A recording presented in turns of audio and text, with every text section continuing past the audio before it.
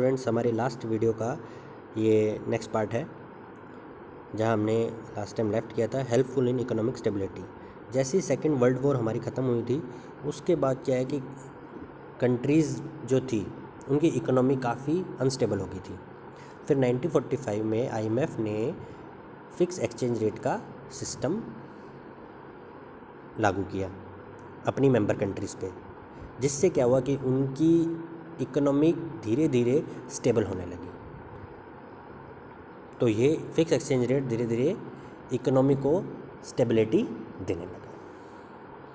Increase in international cooperation due to foreign exchange rate of any country being fixed, other countries are also convinced about its economic development and success of its plan. जैसे ही fix exchange rate आई तो foreign countries है वो दूसरी countries के जो economic development है और उनके प्लान है कि उनके सक्सेसफुल होने पे कन्विंस हो गए कि इनके प्लान सक्सेस होंगे। तो जिससे क्या हुआ कि बाकी कंट्रीज़ भी अदर कंट्रीज़ के साथ कोऑपरेशन करने लगी, उनके वहाँ पे इन्वेस्टमेंट करने लगी क्योंकि वहाँ इकोनॉमिक डेवलपमेंट होगा और उनके प्लान भी सारे सक्सेस होंगे। इससे क्या हुआ, इंटरनेशनल कोऑपरेशन धीरे धीरे इंक्रीज़ होने लग गया। गुडविल ऑफ करेंसी की गुडविल भी बढ़ने लगी। जैसे अपनों ने पहले एग्जांपल लिया था कि एम्प्लॉय है, उसने 1000 रुपीज़ अपनी फ़ीस फिक्स कर रखी है, तो उससे क्या है उसकी गुडविल धीरे धीरे इंक्रीज़ होने लग जाएगी। क्यों? क्योंकि सबके सामने बात चली जाएगी, हाँ वो जो पर्सन है वो 1000 रुपीज़ ही लेता है, ना एक ऊपर ना एक नीचे, जो भी काम हो जो उसने सर्विस प्रोवाइड करनी है उसके लिए। तो इससे क्या है कि गुडविल धीरे धीरे कंट्री की इंक्रीज़ होने लग जाएगी दूसरी कंट्रीज़ के सामने।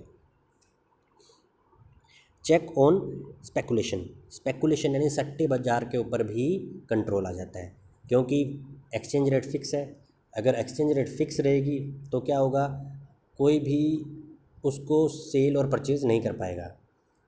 हमने पहले स्टडी किया था कि 3 ट्रांजैक्शन होती है, बिजनेस, फाइनेंशियल और स्पेकुलेशन में क्या होता है, फॉरेन एक्सचेंज रेट को हम लोअर रेट पे परचेज़ करते हैं, हायर रेट पे बेच देते हैं, या हायर रेट पे हम सेल कर देंगे और लोअर रेट पे परचेज़ कर देंगे। तो ऐसे स्पेकुलेशन, जब एक्सचेंज रेट ही फिक्स रहेगी तो स्पेकुलेशन के ऊपर कंट्रोल रहेगा।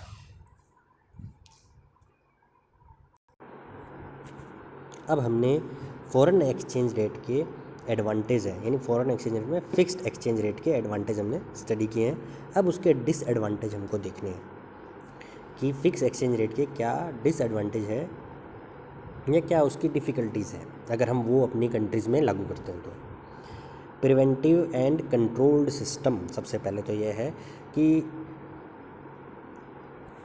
अगर हम फ़िक्स एक्सचेंज रेट लगा देते हैं तो हमें काफ़ी सारे प्रिवेंशन और कंट्रोलिंग के सिस्टम लगाने पड़ेंगे ताकि एक्सचेंज रेट ना ज़्यादा बढ़े ना ज़्यादा घटे। सबसे पहला इसके अंदर पॉइंट है पेगिंग ऑपरेशन में इसके अंदर क्या रहता है, गवर्नमेंट या सेंट्रल बैंक जो मॉनेटरी अथॉरिटी है वो क्या करते हैं, उनको बाज़ार से हमेशा रेडी रहना चाहिए परचेज़ करने के लिए, फ़ॉरेन करेंसी को परचेज़ या सेल करने के लिए, ठीक है, ताकि एक्सचेंज रेट स्टेबल रहे। अब इसको हम एग्जांपल के थ्रू समझते हैं। जैसे हमने डिस्कस किया था कि 1000 रुपीज़ अगर कोई फ़ीस लेता है तो उसको क्या है कि अपने 1000 रुपीज़ को क्या रखना है, फ़िक्स रखना है। ऑब्वियसली फ़िक्स रखना है, उसको स्टेबल करके रखना है।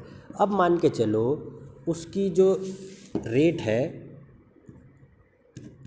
वो 1000 की जगह 800 है एक्चुअल रेट उसको 800 रुपीज़ उसकी मार्केट में, लेकिन उसने क्या रखा हुआ 1000 फ़ीस, ठीक है। तो क्या करना पड़ेगा उसको, 800 काम तो 800 का उसने किया और उसको मिले 800 रुपये, तो उसको स्टेबल रखने के लिए 1000 रुपीज़ रखने के लिए मान के चलो उसको 200 रुपये का लोन लेना पड़ेगा, यानी 200 रुपये परचेज़ करने पड़ेंगे। समझ रहे हो? तो इससे क्या है, एक्सचेंज रेट फिक्स रहेगी। वैसे ही अगर मान के चलो 1000 रुपये का उसका काम है लेकिन एक्चुअल वैल्यू उसकी क्या है 1200 रुपये, तो क्या होगा, उससे 200 रुपये सेल करने पड़ेंगे। उसे रखना कितना है, 1000 का ही काम करना है, रुपये वो कितने लेगा, 1000 ही लेगा। तो इस हिसाब से उसको स्टेबिलिटी एक्सचेंज रेट में रखनी पड़ेगी। वही सिस्टम है, मान के चलो 75 रुपीज़ है, धीरे धीरे पैसा गिरने लग गया, 75 से 73 रुपीज़ होने लग गया, तो क्या वो करना पड़ेगा, उसको 73 से 75 लाने के लिए परचेज या सेल करनी पड़ेगी, जो भी एक्शन आरबीआई को या गवर्नमेंट को लेना पड़े। Change in domestic currency circulation. अब क्या होगा, जैसे जैसे इंक्रीज़ होगा फॉरेन करेंसी की डिमांड, इंक्रीज़ हो रही है, फॉरेन करेंसी की डिमांड हम बढ़ा रहे हैं, तो क्या डोमेस्टिक करेंसी है उसमें डिक्रीज़ होना पॉसिबल है। यानी फॉरेन करेंसी की वैल्यू, उसकी डिमांड बढ़ रही है तो हमारी डोमेस्टिक करेंसी की जो वैल्यू है वो डाउन हो रही है, डोमेस्टिक करेंसी की वैल्यू डाउन हो रही है, फॉरेन करेंसी की डिमांड बढ़ रही है। दूसरी साइड क्या होगा, ध्यान से सुनना, दूसरी साइड होगा कि जैसे ही हम फॉरेन करेंसी का इंपोर्ट ज़्यादा कर लेंगे, फॉरेन करेंसी का इंपोर्ट ज़्यादा कर लेंगे, तो हमारी जो डोमेस्टिक करेंसी है, मान लो रुपीज़ है, उसकी क्वांटिटी क्या हो जाएगी, बढ़ जाएगी, क्वांटिटी इंक्रीज़ हो जाएगी। ऊपर क्या हुआ, वैल्यू डाउन हुई है और क्वांटिटी यहाँ पे इंक्रीज़ हो जाएगी। क्यों? क्योंकि हम फॉरेन करेंसी का ज़्यादा यूज़ कर रहे हैं, तो डोमेस्टिक करेंसी का यूज़ कम कर रहे हैं, तो इससे क्या होगा, जो डोमेस्टिक करेंसी की क्वांटिटी वो बढ़ने लग जाएगी। इसीलिए स्टेबिलिटी को मेंटेन करने के लिए जो मॉनेटरी अथॉरिटी है या गवर्नमेंट को इन्फ्लेशन या डिफ्लेशन की पॉलिसी लानी पड़ेगी। Exchange control, various control and restriction are required to be imposed to maintain stability of exchange rate. Government को काफ़ी सारे कंट्रोल और रिस्ट्रिक्शन है वो लगाने पड़ेंगे एक्सचेंज रेट को स्टेबल करने के लिए। ये तीन जो इसके पॉइंट है प्रिवेंटिव एंड कंट्रोल सिस्टम के,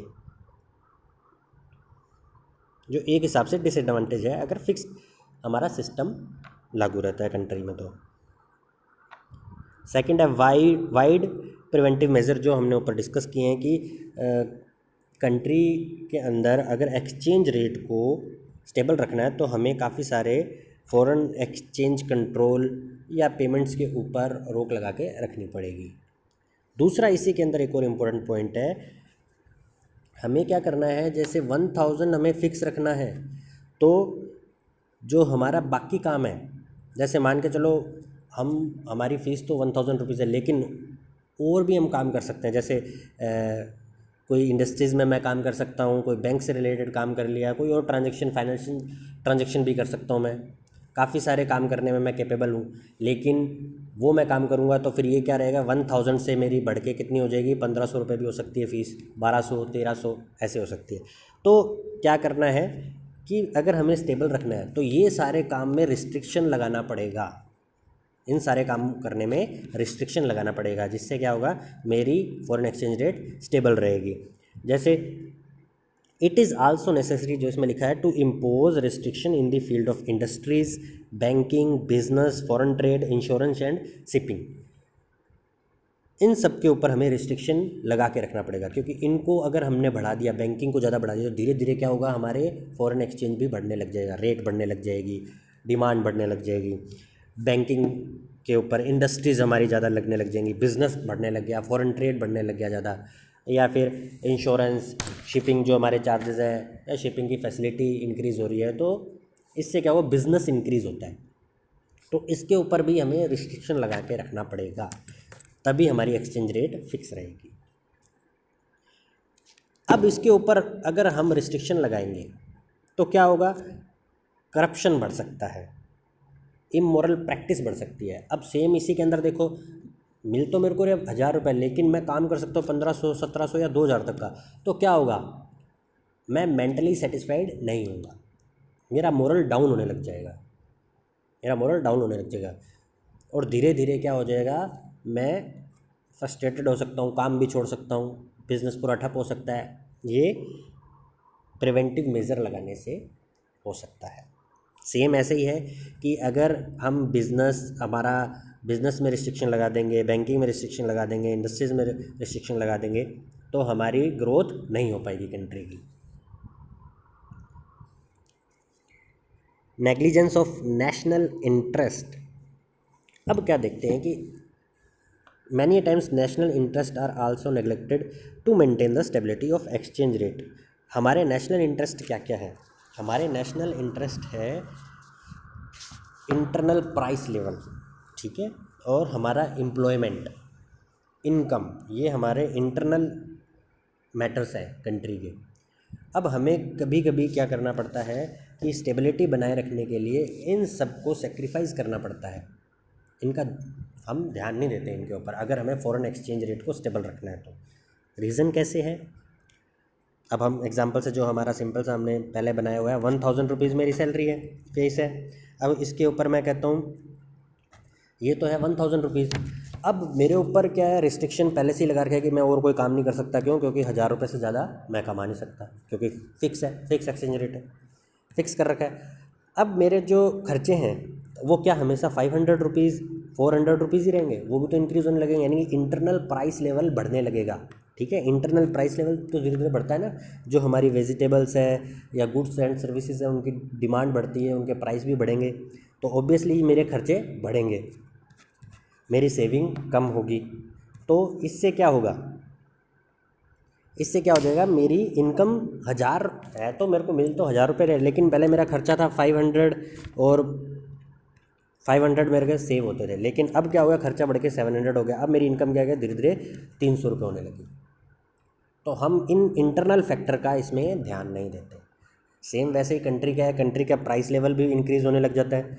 कंट्री का प्राइस लेवल इंक्रीज़ होगा, एम्प्लॉयमेंट है, एम्प्लॉयमेंट भी धीरे धीरे कम होने लग जाएगी। क्यों? क्योंकि हमने क्या किया है यहाँ पे, पहले हमने स्टडी किया कि हमने बिज़नेस के ऊपर रिस्ट्रिक्शन लगाया है, बैंकिंग के ऊपर, इंश्योरेंस के ऊपर, ये सारे क्या है इंडस्ट्रीज़ हैं, इन सब से क्या है एम्प्लॉयमेंट इंक्रीज़ होता है। लेकिन हमने क्या है कि हमने स्टेबिलिटी रखने के लिए इन सब के ऊपर रिस्ट्रिक्शन लगाया हुआ है, जिससे क्या है हम नेशनल इंटरेस्ट का ध्यान नहीं देते हैं अगर फिक्स एक्सचेंज रेट को स्टेबल रखना है तो।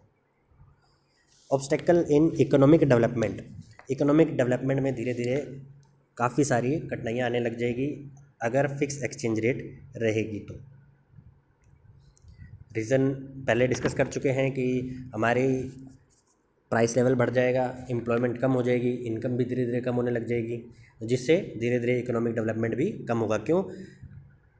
प्राइस लेवल को स्टेबल रखने के लिए गवर्नमेंट को काफ़ी सारे प्रिवेंटिव मेजर्स लेने पड़ेंगे, जिसके ऊपर काफ़ी सारे एक्सपेंस करने पड़ेंगे, और गवर्नमेंट उधर एक्सपेंस करेगी और इकोनॉमिक डेवलपमेंट के ऊपर कम खर्चा करेगी, जिससे क्या होगा, धीरे धीरे डेवलपमेंट कम होने लगेगा। Obstacles in full employment, foreign exchange rate को फिक्स रखने के लिए हमें क्या करना पड़ेगा कि हमारे जितनी भी इंडस्ट्रीज़ है और बिजनेसेस है उनके ऊपर रिस्ट्रिक्शन रखनी पड़ेगी। रिस्ट्रिक्शन हम रखेंगे तो सभी एम्प्लॉयज़ को काम नहीं दे पाएंगे, जिससे क्या होगा, हमारा फुल एम्प्लॉयमेंट अचीव नहीं हो पाएगा।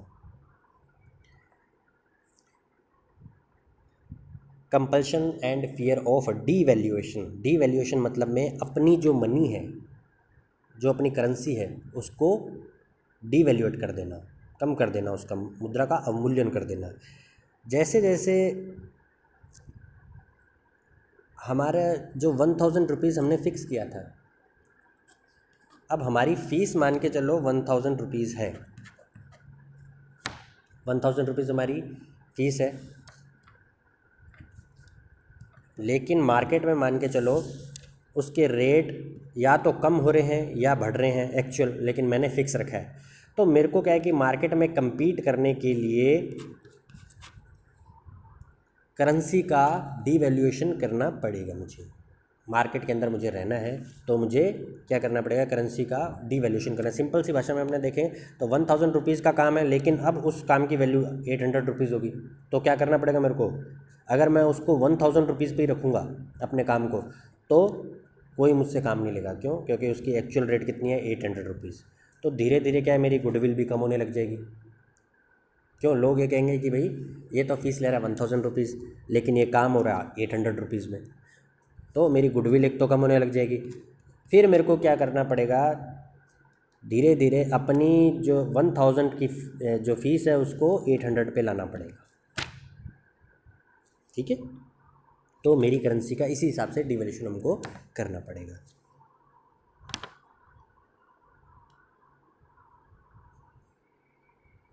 ऑपरेशनल डिफ़िकल्टीज़,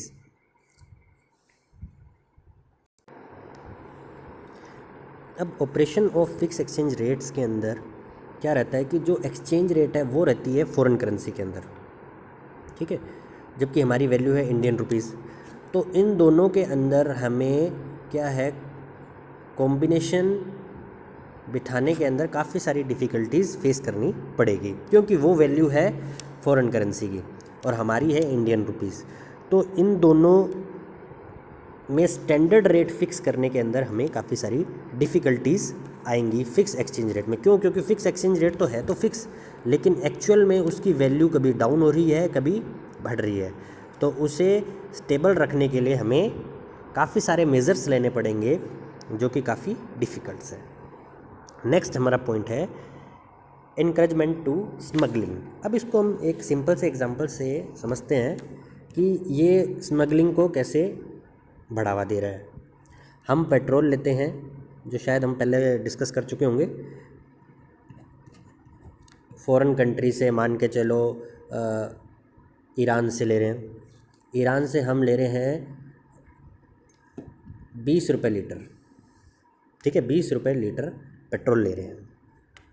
अब वो टैक्सेस बन के हमारे यहाँ हो जाता है 75 रुपीज़ पर लीटर बन जाता है। सारे इनडायरेक्ट टैक्सेस हमारे ऐड होते हैं, तो ये 75 रुपीज़ का हमको मिलता है पेट्रोल 1 लीटर का। लेकिन हम कितने में ले रहे हैं? इंपोर्ट कर रहे हैं 20 रुपीज़ में पर लीटर, ठीक है।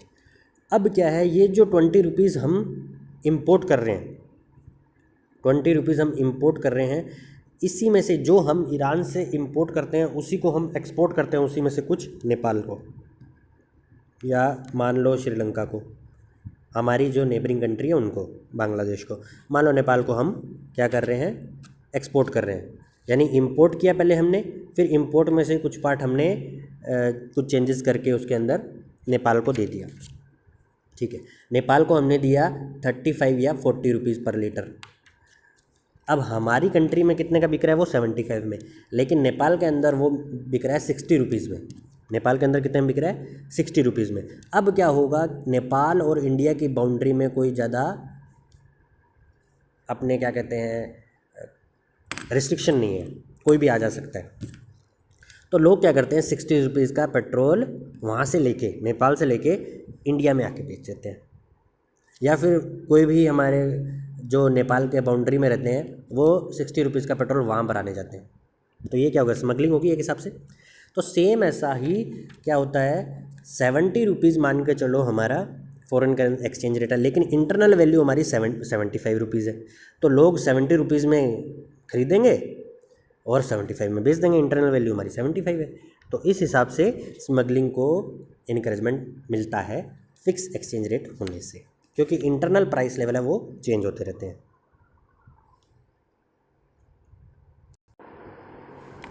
Success of monetary policy is doubtful.